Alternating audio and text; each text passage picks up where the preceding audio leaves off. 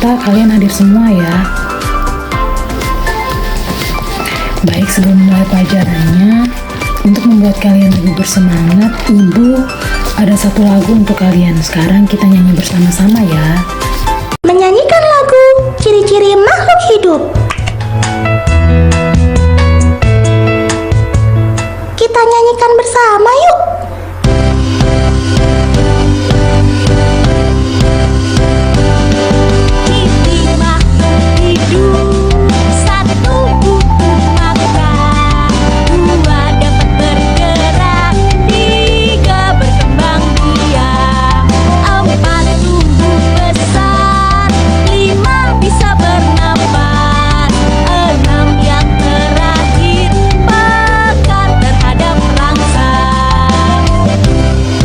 Nyanyikan sekali lagi ya.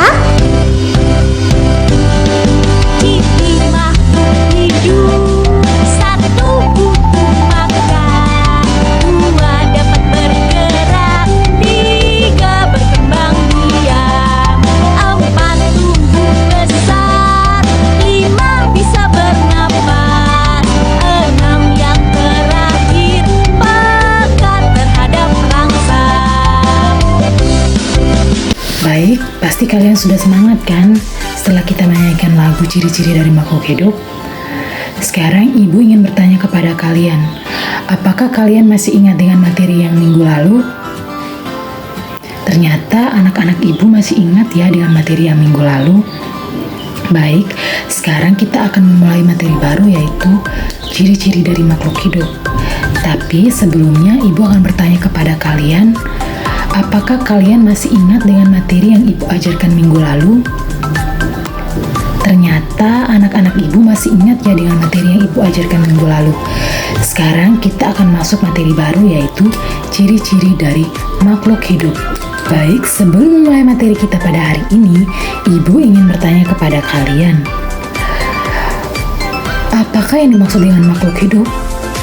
Terus, apakah kita ini termasuk makhluk hidup?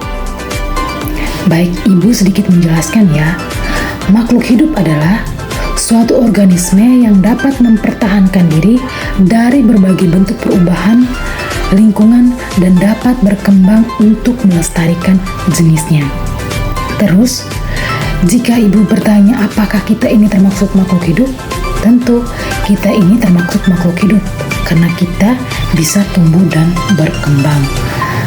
Terus, yang kedua, Ibu ingin bertanya kepada kalian, apa saja sih jenis-jenis dari makhluk hidup?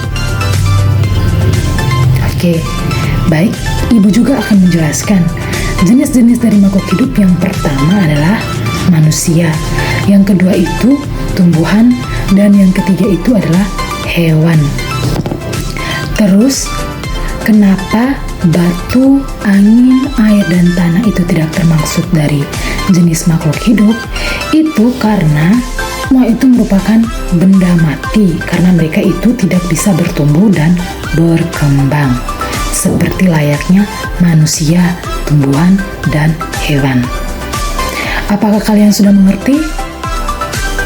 Oke. Baik, sekarang Ibu akan menyampaikan tujuan pembelajaran kita pada hari ini. Jadi, tujuan pembelajaran kita pada hari ini yaitu yang pertama, Ibu mau kalian bisa mengenal ciri-ciri dari makhluk hidup.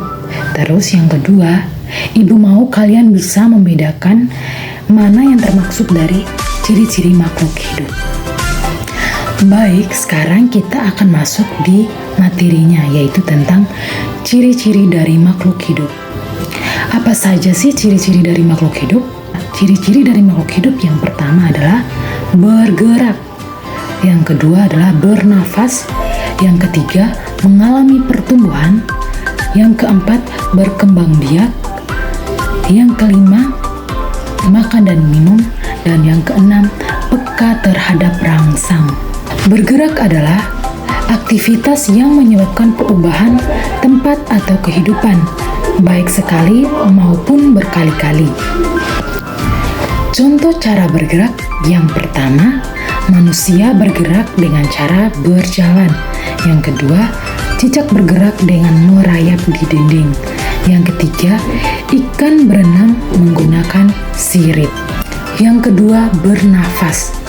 Bernafas adalah suatu proses pengambilan atau menghirup oksigen dari lingkungan dan mengeluarkan karbon dioksida. Contoh dari bernafas adalah manusia bernafas dengan menggunakan paru-paru, ikan bernafas dengan insang, katak bernafas menggunakan trakea. Ketiga, tumbuh dan berkembang. Tumbuh adalah perubahan fisik yang bisa diukur, sedangkan kembang adalah pertambahan kemampuan struktur dan fungsi tubuh yang lebih kompleks. Contohnya,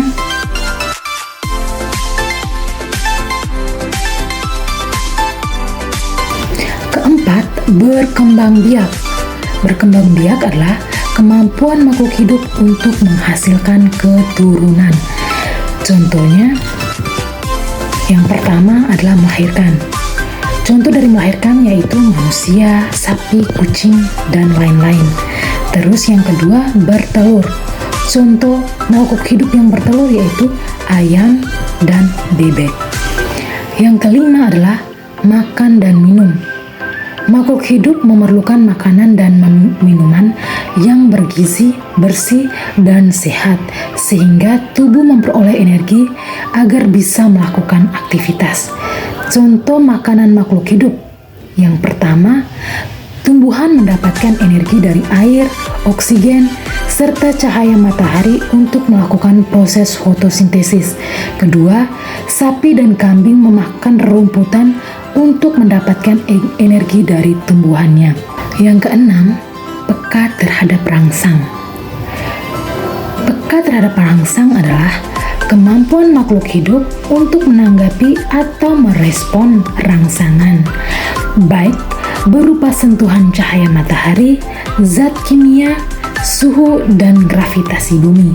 Contoh dari peka terhadap rangsang adalah bunglon berganti warna sebagai pelindung diri. Kedua, putri malu jika disentuh akan tertutup. Sebelum mengakhiri kegiatan pada hari ini, Ibu sedikit membacakan kesimpulan. Kesimpulan dari materi kita pada hari ini adalah, sebagai makhluk hidup yang paling sempurna, kita harus bersyukur kepada Tuhan Yang Maha Esa.